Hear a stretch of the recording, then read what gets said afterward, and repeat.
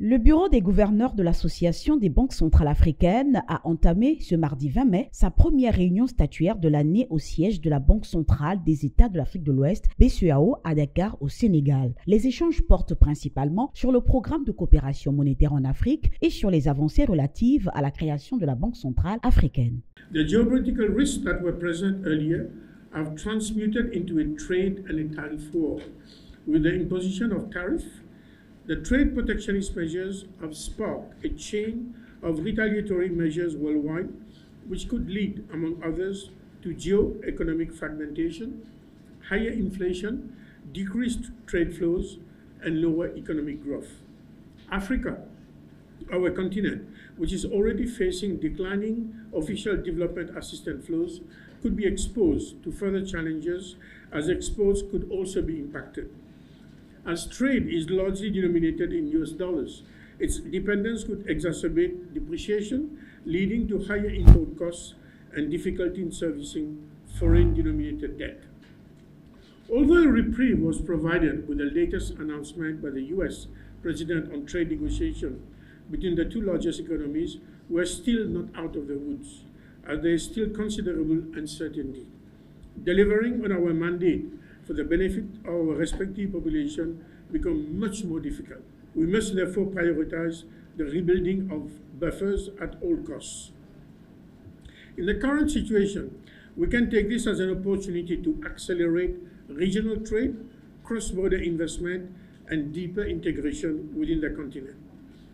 I see the African Monetary Cooperation Program and the establishment process of the African Central Bank are on the agenda of today's Bureau meeting. These two projects are salutary for us, Africans, and we should collectively ensure that they come to fruition.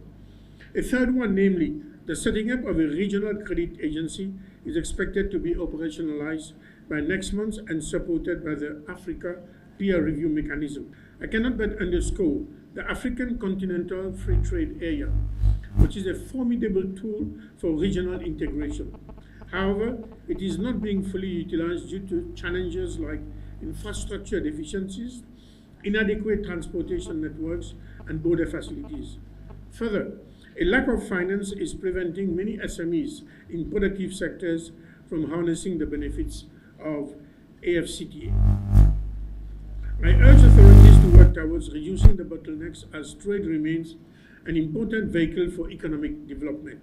Ladies and gentlemen, Africa has many bankable projects, but lack of finance is a major hindrance. Official development assistance to the continent has been on a downward trajectory.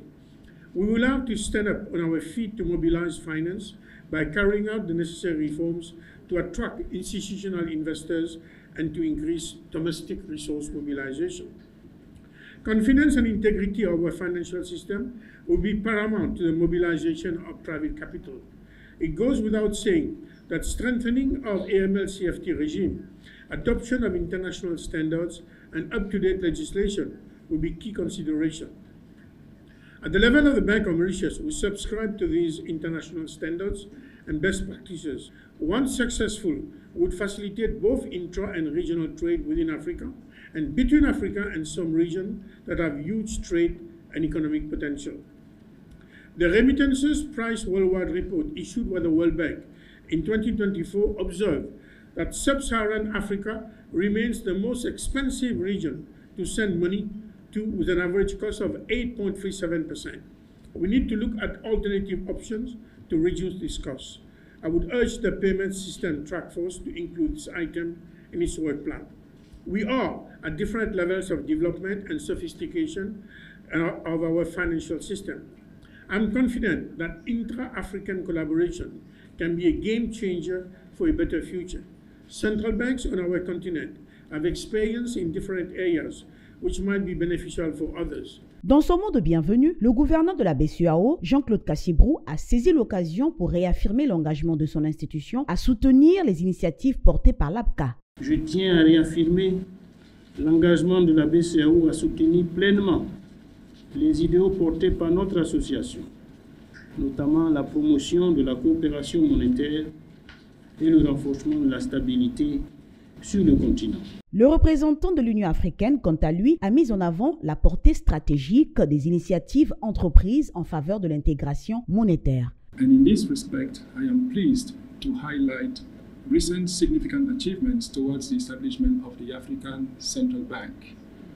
The endorsement of the draft statute of the African Monetary Institute represent a critical step forward to achieve our monetary integration. And in that perspective, we do absolutely believe that our collaboration with the AACB will shape the narrative of a transformed continent.